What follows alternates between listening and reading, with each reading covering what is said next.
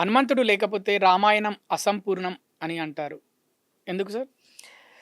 హనుమంతుడు లేకపోతే రామాయణం అసంపూర్ణం కాదండి. హ్మ్. అక్కడ రామాయణం యొక్క సంపూర్ణతని చాటి చెప్పడానికి అంటే హ్మ్. హనుమంతుల వారి దర్శనానికి ముందు, దర్శనం తర్వాత హ్మ్. రామాయణం యొక్క గతి మారుతుంది. హ్మ్. అప్పటి వరకు నడక ఒకలా ఉంటుంది. హ్మ్. రామాయణం జరిగిందిగా. సీతమ్మని రావణాసురుడు ఎత్తుకెళ్ళుండకపోతే హ్మ్. హనుమంతుల వారితో పని లేదుగా. అవును.